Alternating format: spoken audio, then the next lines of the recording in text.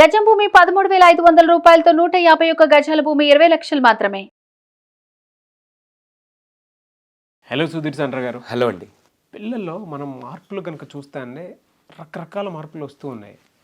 ఎలా అంటే కొంతమంది పిల్లలు చాలా హార్ష్గా వెళ్ళిపోతూ ఉంటారు. మగ పిల్లలు అంటే ప్యూర్ ప్రెషర్స్ అది ఇది అని చెప్పేసి మనం మాట్లాడుకుంటూ ఉంటాము. దానివల్ల కొంత జరుగుతూ ఉంటుంది. చేసేటువంటి తప్పులు కూడా మనకు అర్థమైపోతూ ఉంటాయి.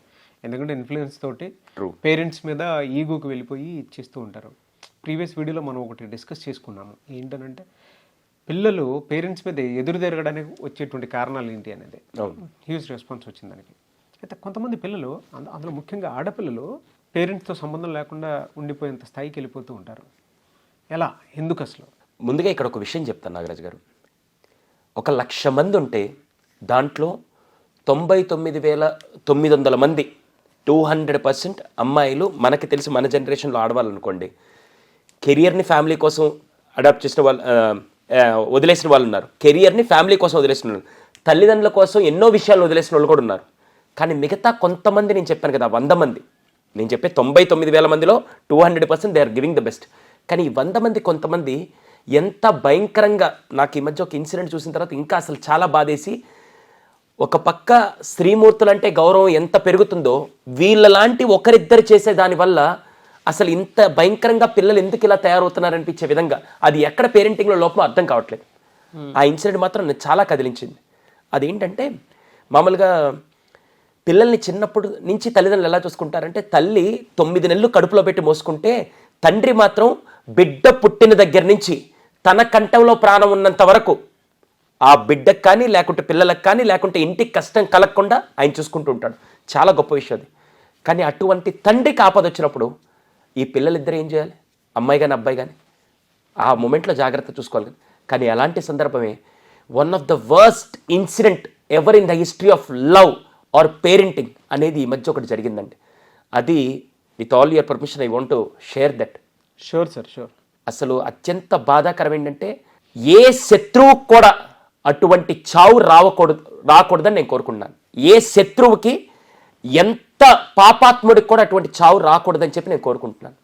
ఎంత పెద్ద చావు అంటే, ఒక గవర్నమెంట్ ఉద్యోగస్తుడిగా ఉంటూ కుటుంబమే జీవితం అని చెప్పి కుటుంబం కోసం చూసుకుంటూ, భార్య చనిపోయిన తర్వాత పిల్లలు ఉన్నారన్న ధైర్యంతో అతను బతికేస్తూ అలా ఉంటే, పిల్లలిద్దరు ఇంకొద్ది చదువుకుంటే బాగుంటుంది, మేము ఉన్నత చదువులకు వెళ్తామంటే వాళ్ళని హైయర్ ఎడ్యుకేషన్ పంపించి అక్కడే వాళ్ళు పెళ్లి చేసుకొని అక్కడే సెటిల్ అయిపోతే, ఈయన రిటైర్ అయిపోయిన తర్వాత కూడా పిల్లలు వస్తారులే అనే నమ్మకంతో అలా ఉంటే, కొన్ని రోజులకి ఆరోగ్యం క్షీణించి ఎవరికి ఫోన్ చేయాలో తెలియక తన స్నేహితుడికి ఫోన్ చేస్తే, నేరుగా అతను వచ్చి హాస్పిటల్లో తీసుకెళ్ళి అడ్మిట్ చేసిన తర్వాత డాక్టర్స్ ఏం చెప్పారంటే, ఇతని ట్రీట్మెంట్ ఇవ్వాలంటే సార్ ఇవ్వండి అని చెప్పి అతని దగ్గర ఉండే పెన్షన్ డబ్బులతో, వేరే వాళ్ళ సపోర్ట్ ఏం తీసుకోకుండా అతని పెన్షన్ డబ్బులు తీసుకొని వాళ్ళు ట్రీట్మెంట్ చేస్తూ ఉన్నారు. అంతా అయిపోయింది.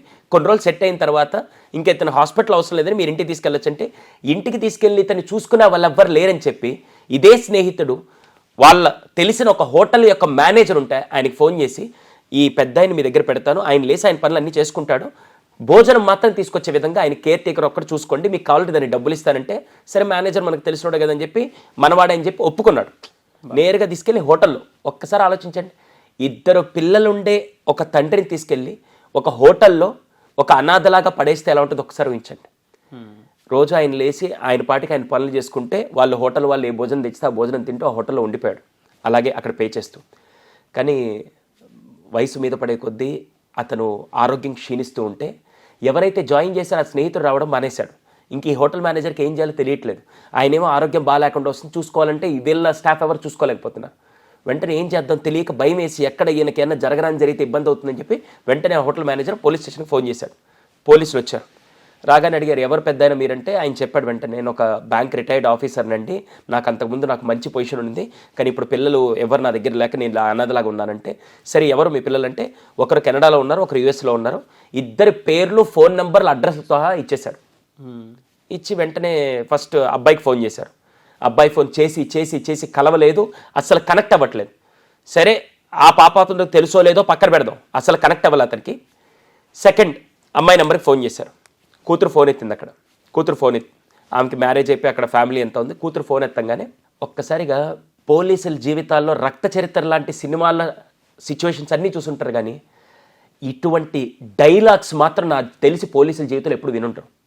నేరుగా ఫోన్ ఎత్తంగానే ఇలా మీ తండ్రి గారు ఇలా హాస్పిటల్లో ఉన్నారు, ఆయన ట్రీట్మెంట్ ఇస్తున్నారు, ఏం చేయమంటారు, అసలు వచ్చి తీసుకెళ్తారంటే అసలు ఎవరు ఆ తండ్రి ఎవడు, అసలు వాడిని ఎవరు హాస్పిటల్లో కాకుండా అక్కడెవరు జాయిన్ చేశారు, అసలు హాస్పిటల్ జాయిన్ చేస్తే ఏంటి, రోడ్డు మీద మాకు పడేస్తే నాకెందుకు, అసలు నాకేం అవసరం ఆయనతో పని అని చెప్పేసి అప్పటిదాకా కూతురు అని చెప్పి కూతురు నెంబరు కూతురు అడ్రస్ అన్నీ పెట్టుకొని ఏ రోజైనా నా కూతురు వస్తుందని చెప్పి ఎదురు చూస్తున్న తండ్రికి ఆ మాట పోలీసులు చెప్పలేరు. కానీ ఆ పోలీసులు ఆ మాట వినంగానే ఒక్కసారిగా షాక్ అయ్యారు.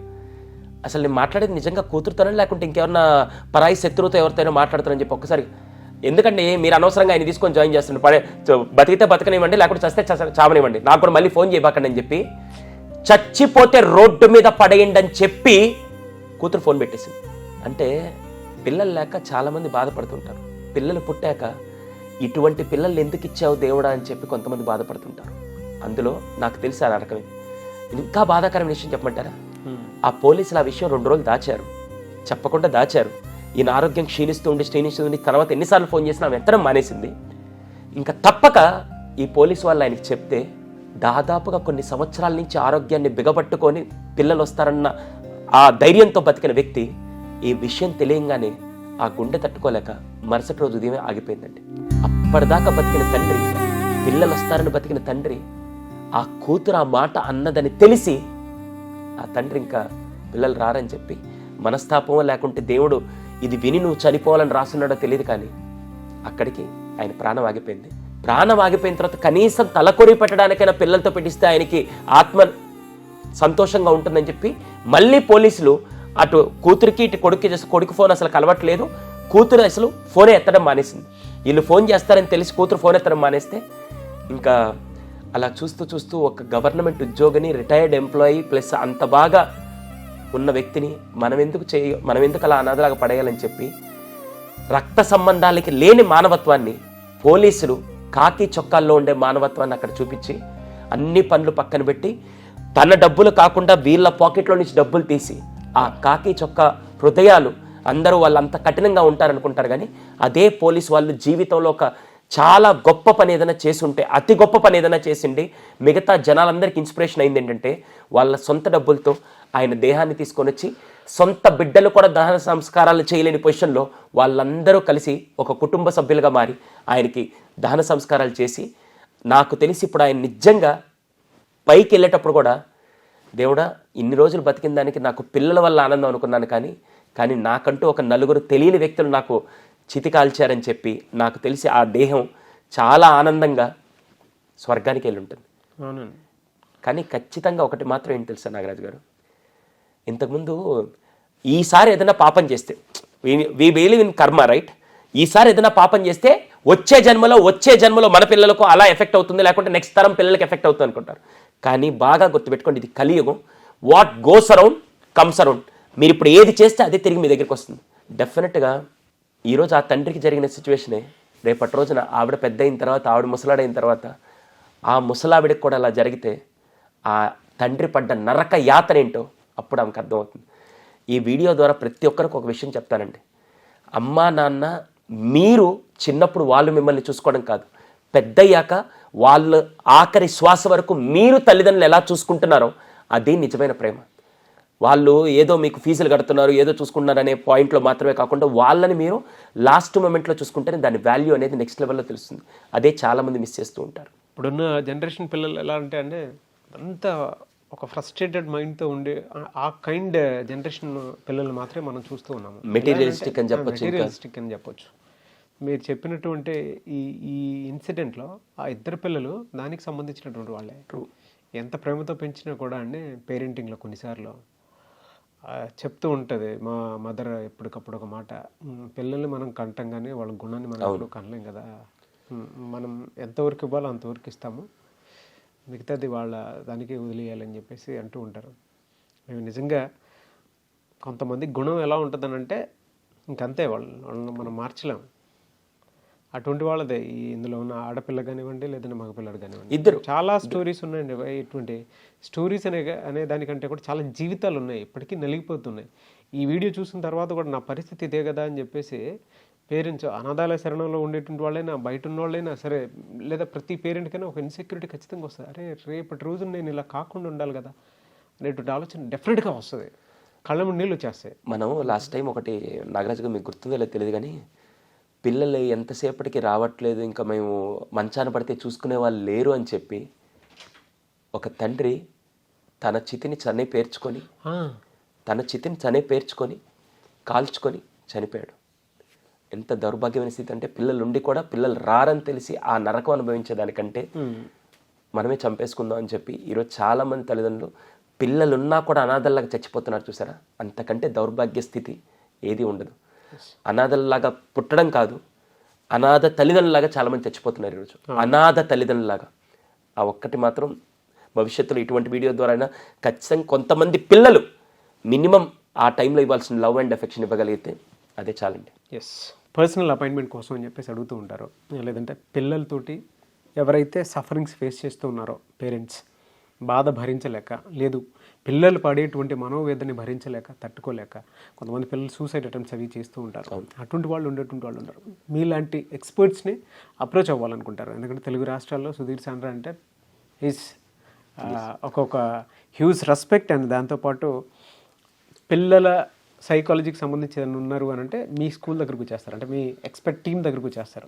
అందుకే అంటున్నాను, మిమ్మల్ని అప్రోచ్ అవ్వాలంటే ప్రాసెస్ ఏంటి?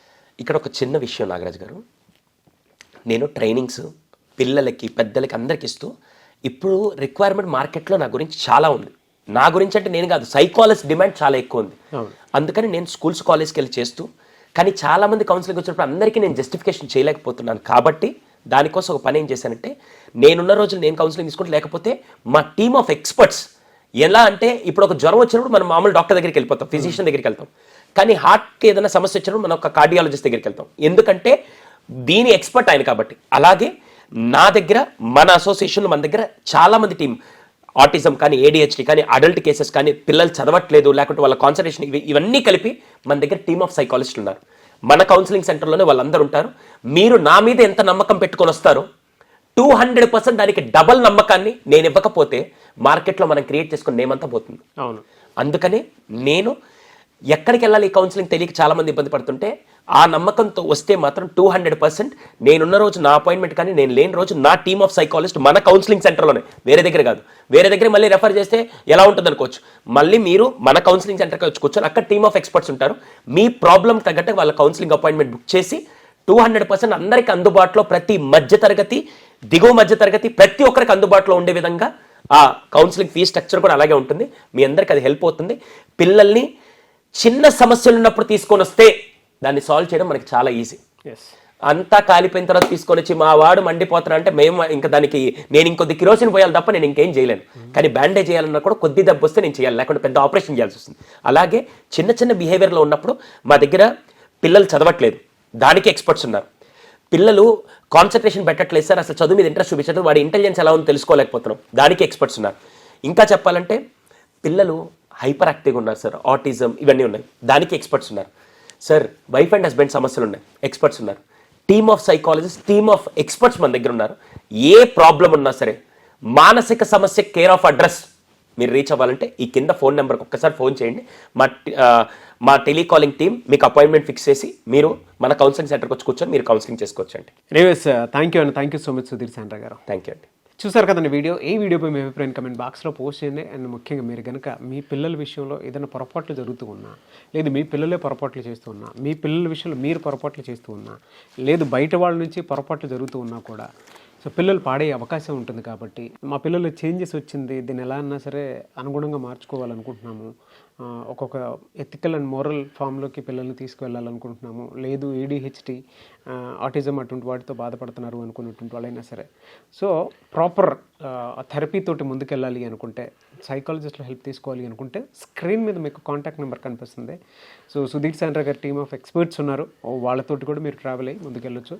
సో మీరు కనుక ఏదైనా ప్రాబ్లమ్స్ ఫేస్ చేస్తుంటే స్క్రీన్ మీద కనిపిస్తున్న number call or message WhatsApp చేసి వెంటనే ఎన్రోల్ చేసుకోండి. ఈ వీడియో లైక్ చేయండి, షేర్ మాత్రం తప్పకుండా చేయండి. ఇలాంటి మరిన్ని వీడియోస్ కోసం మా ఛానల్ ఫాలో అవ్వండి. Thank you.